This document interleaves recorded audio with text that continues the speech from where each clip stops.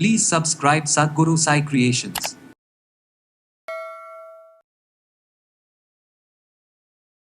உடலில் இருக்கக்கூடிய தேவையற்ற கெட்ட கொழுப்புகளை கரைப்பது எப்படி? ரொம்ப சிம்பிளாக நம்ம வீட்டில் இருக்கக்கூடிய மூலிகைகளை வச்சு இதை நம்ம ட்ரை பண்ணலாம். இந்த கொலஸ்ட்ரால் அப்படின்னு சொல்கிறது கொழுப்பு நம்ம உடலில் அளவுக்கு அதிகமாக இருக்கும் பொழுது தான் பாதிப்புகளை ஏற்படுத்துது. இதயம் தொடர்பான பிரச்சனைகளோ கல்லீரல் தொடர்பான பிரச்சனைகளோ உடல் எடை அதிகரிக்கும் பொழுது வரக்கூடிய பிரச்சனைகளோ நமக்கு ஏற்படுது. ஸோ இப்போ வெயிட் லாஸ் பண்ணுறதுக்கு என்னென்ன நம்ம ஃபாலோ பண்ணணும் அப்படின்ட்டு நான் சொல்கிறேன். அதே மாதிரி உடலில் இருக்கக்கூடிய அதிகமான கொழுப்பு கரையிறதுக்கு என்னென்ன பண்ணலான்றதும் நான் சொல்கிறேன்.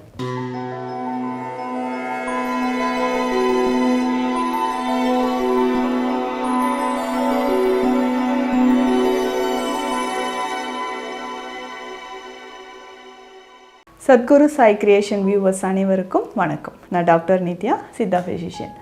உடலில் இருக்கக்கூடிய தேவையற்ற கெட்ட கொழுப்புகளை கரைப்பது எப்படி? ரொம்ப சிம்பிளாக நம்ம வீட்டில் இருக்கக்கூடிய மூலிகைகளை வச்சு இதை நம்ம ட்ரை பண்ணலாம். ஸோ நிறைய பேருக்கு கொலஸ்ட்ரால் அதிகமாகிடுச்சுங்க, இந்த மாத்திரையை டெய்லி நான் சாப்பிட்டுட்ருக்குறேன் அப்படின்னு சொல்லுவாங்க. இந்த கொலஸ்ட்ரால் அப்படின்னு சொல்கிறது கொழுப்பு நம்ம உடலில் அளவுக்கு அதிகமாக இருக்கும் பொழுது தான் பாதிப்புகளை ஏற்படுத்துது. அளவுக்கு அதிகமான பாதிப்புகள் அப்படின்னு சொல்லும்பொழுது நமக்கு இதயம் தொடர்பான பிரச்சனைகளோ கல்லீரல் தொடர்பான பிரச்சனைகளோ உடல் எடை அதிகரிக்கும் பொழுது வரக்கூடிய பிரச்சனைகளோ நமக்கு ஏற்படுது. அப்போ உடல் எடை அதிகரிக்கும் பொழுது பொதுவாக இந்த கொழுப்பும் நமக்கு உடலில் அதிகரிக்க ஆரம்பிச்சிருது. அப்போ கொழுப்பு நம்ம உடலில் அதிகரிக்க இந்த மாதிரியான முக்கியமாக இதயம் தொடர்பான பிரச்சனைகள் இருக்கும். அதுக்கப்புறம் பார்த்தோம்னா இது நம்ம ரத்தத்தில் கலந்து நிறைய பாதிப்புகளை உண்டாக்குது. அதேமாதிரி ரத்த நாளங்களில் ஆர்ட்ரிஸில் கொழுப்புகள் சேரும்போது இதயத்திற்கு போகக்கூடிய ரத்த ஓட்டம் தடைப்படலாம். அதுக்கப்புறம் கால்களில் லோயர் லிம்ஸில் நிறைய பேர் இந்த பிரச்சனையினால் பாதிக்கப்பட்டிருப்பாங்க. டீப் வெயின் த்ராம்போசிஸ் அப்படின்னு சொல்கிறோம். நம்ம உடல் ஏதாவது அடிபட்டு இரத்த கட்டுக்கள் இருந்தால் அது இரத்த நாளங்களில் அடைப்பு ஏற்படலாம். இதே மாதிரி கொழுப்புகள் நம்ம உடலில் அதிகமாகும்போது காலில் இருக்கக்கூடிய இரத்த நாளங்களில் ஆர்ட்ரிஸில் நமக்கு கொழுப்பு படியும்போது நமக்கு பாதிப்பை ஏற்படுத்துது. அப்போது கால்களில் லோயர் லிம்ஸில் நமக்கு இரத்த ஓட்டம் பாதிப்பு ஏற்பட்டு அதனாலேயும் பிரச்சனைகள் வருது. இதை சரி செய்கிறதுக்கு ரொம்ப சிம்பிளாக வீட்டில் இருக்கக்கூடிய மூலிகைகள். நம்ம இதுக்கு இந்த ட்ரீட்மெண்ட் எடுக்கலாமா அந்த ட்ரீட்மெண்ட் எடுக்கலாமா நீங்கள் கன்ஃபியூஸ் ஆகவே வேண்டாம். ஸோ எளிமையான மூலிகைகளை வைத்து உடலில் இருக்கக்கூடிய கொழுப்புகள் அனைத்தும் கரைய வைக்க முடியும். இதில் இன்னொரு ப்ளஸ் பாயிண்ட் என்னென்னா வெயிட் லாஸ் பண்ணணும்னு நினைக்கிறவங்களும் இதை ஃபாலோ பண்ணலாம். சைடு எஃபெக்ட் இல்லாமல் நான் எப்படிங்க வெயிட் லாஸ் பண்ணுறது அப்படின்னு ஒரு சிலருக்கு கேள்வி இருக்கும். அதே மாதிரி ரொம்ப சிம்பிளாக எக்ஸ்பென்சிவாக என்னால் எதுவுமே ட்ரை பண்ண முடியாதுங்க, ஜிம்முக்கெலாம் போக முடியாது, என்னென்ன பண்ணிவிட்டு நான் ரொம்ப சிம்பிளாக வெயிட் லாஸ் பண்ணலாம். கண்டிப்பாக மாதத்திற்கு 3 கிலோ வரைக்கும் உடல் எடை குறையிறதுக்கு இந்த வழிமுறையை ஃபாலோ பண்ணாலே சிம்பிளாக நம்ம வெயிட் லாஸ் பண்ணிக்கலாம். ஸோ இப்போ வெயிட் லாஸ் பண்ணுறதுக்கு என்னென்ன நம்ம ஃபாலோ பண்ணணும் அப்படின்ட்டு நான் சொல்கிறேன். அதே மாதிரி உடலில் இருக்கக்கூடிய அதிகமான கொழுப்பு கரையிறதுக்கு என்னென்ன பண்ணலான்றதும் நான் சொல்கிறேன். பேசிக்காக காலையில் எந்திரிச்ச உடனே ஒரு சிம்பிளாக ஒரு டீ நம்ம குடிக்க போகிறோன்னா இந்த டீயில் நம்ம என்னென்ன மூலிகைகள் சேர்க்க போகிறோம் அப்படின்றதும் சொல்கிறேன். இந்த பொடி எல்லாமே கடையில் இருக்கும், சிம்பிளாக வாங்கி நம்ம வச்சுக்கலாம். முதல்ல வில்வ இலை பொடி கடையில் வாங்கி வச்சுக்கோங்க. இந்த வில்வம் அப்படின்னு சொல்கிறது ஒரு பெஸ்ட்டு பிளட் பியூரிஃபையர் அப்படின்னு சொல்லலாம். கொழுப்பு உடலில் எங்கே இருந்தாலும் அதை கரைச்சி வெளியேற்றுவதற்கு நமக்கு வில்வம் ஒரு முக்கியமான ஒரு மருந்து. அடுத்தது வேறு என்ன வேணும் அப்படின்னு பார்த்தோம்னா துளசி பொடி, அதுவும் கருந்துளசி பொடியும் நமக்கு தேவைப்படுது. வில்வம், கருந்துளசி. அதுக்கப்புறம் முக்கியமாக எலுமிச்சை இலைகளை பறிச்சுட்டு வீட்டில் நம்ம நிழலுக்குள்ளே உலர்த்திக்கலாம், இல்லைன்னா இந்த பொடியாகவும் நம்ம பயன்படுத்திக்கலாம். 3 இலைகளோட பொடியும் சம அளவு எடுத்து நல்லா மிக்ஸ் பண்ணி எடுத்து வச்சிடணும். அதற்கு அடுத்தது பார்த்தோம்னா லவங்கப்பட்டை, கருஞ்சீரகம், ஓமம், சிற்றரத்தை, இந்த 4 மூலிகையும் சம அளவு எடுத்து கலந்து பவுடர் பண்ணி எடுத்து வச்சுட்டு, ஏற்கனவே இந்த இலைப்பொடி நமக்கு இருக்குது இல்லைங்களா, இந்த இலைப்பொடியும் இந்த மூலிகை பொடியும் ஒன்று சேர்த்து எடுத்து வச்சிடணும். ஸோ இதுதான் நமக்கு காலையில் நம்ம குடிக்க போகிற டீ பொடி. இதை நம்ம என்ன பண்ணணும், ஒரு 1/2 ஸ்பூன் அளவுக்கு எடுத்து ஒரு 2 கிளாஸ் தண்ணீரில் போட்டு நல்லா பாயில் பண்ணிவிட்டு வடிகட்டி கொஞ்சமாக தேன் கலந்து நம்ம குடிச்சிட்டே வரணும்.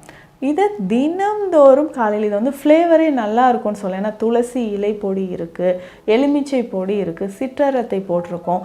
ஸோ ஒரு சிலருக்கு தொண்டை கரகரப்பு இருக்குது, நெஞ்சு பகுதியில் சளி இருக்குது. இதை சரி செய்கிறதுக்கு இது ஒரு பெஸ்ட் டீ அப்படின்னு சொல்லலாம்.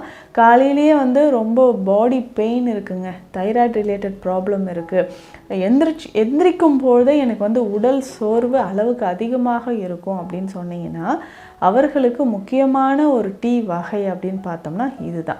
ஸோ இதை நம்ம வந்து ஃபாலோ பண்ணும்பொழுது கொஞ்சம் கொஞ்சமாக நம்ம உடலில் இருக்கக்கூடிய கெட்ட கொழுப்புகள் வந்து கரைய ஆரம்பித்து உடல் நமக்கு நல்லாவே வலிமை பெறும். அது மட்டும் இல்லாமல் உடலில் இருக்கக்கூடிய அந்த பேட் கொலஸ்ட்ரால் வந்து கரையிறதுக்கு நம்ம இந்த டீ வகைகளை நம்ம பயன்படுத்திக்கலாம். ஸோ தொடர்ந்து இதை வந்து ஃபாலோ பண்ணிக்கிட்டே வரும்போது கொஞ்சம் கொஞ்சமாக உடலில் இருக்கக்கூடிய பேட் கொலஸ்ட்ரால் கரைய ஆரம்பிக்கும். இதை தாண்டி வேறு என்ன மூலிகை நம்ம பயன்படுத்தணும் அப்படின்னா, வாரத்துக்கு 2-3 முறை நம்ம வெந்நீரில் ஒரு அரை ஸ்பூன் அளவுக்கு மஞ்சள் பொடி சேர்த்து குடிக்கலாம். ஸோ 100 ml தண்ணீர் வெந்நீர் எடுத்துக்கிட்டோம்னா அதில் அரை ஸ்பூன் அளவுக்கு மஞ்சள் பொடி சேர்த்து நம்ம குடிச்சிட்டே வரணும்.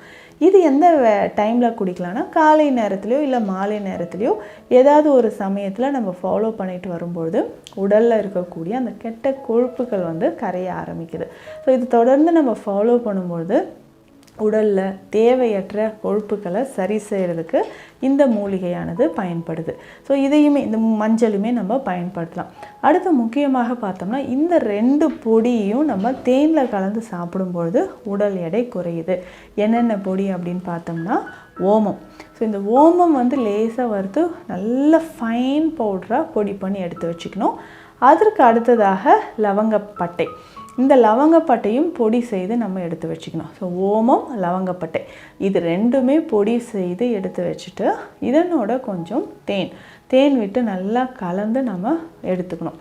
ஸோ அரை ஸ்பூன் அளவுக்கு இதை பயன்படுத்தும் பொழுது நம்ம உடலில் இருக்கக்கூடிய இந்த தேவையற்ற கொழுப்பானது கொஞ்சம் கொஞ்சமாக கரைந்து நமக்கு வெளியில் வர ஆரம்பிக்கும்.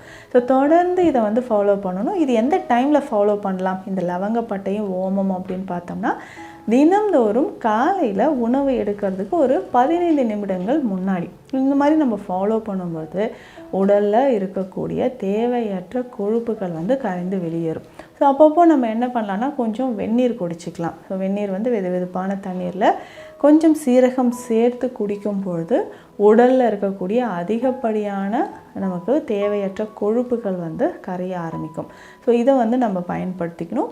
அதற்கடுத்து இரவு நேரத்தில் உறக்கம் ரொம்ப முக்கியம். ஸோ இரவு தூங்கிறதுக்கு முன்னாடி கொஞ்சம் திரிஃபலா சூரணம் நம்ம பயன்படுத்திக்கலாம்.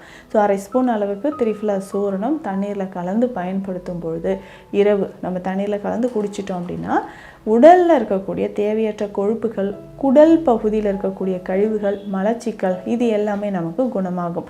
பெரும்பாலும் குடல் கழிவுகள் வெளியேறி மலச்சிக்கல் இல்லாமல் இருந்தாலே உடலில் முக்கியமாக இந்த கெட்ட கொலஸ்ட்ரால் இருக்கிறது, கொழுப்புகள் இருக்கிறது இது எல்லாமே நமக்கு கரைய ஆரம்பிக்கும். ஸோ இந்த பதிவில் நம்ம வீட்டில் இருக்கக்கூடிய மூலிகைகளை வைத்து எப்படி நம்ம வந்து கொலஸ்ட்ரால் லெவலை குறைக்க முடியும் அப்படின்றத பார்த்தோம்.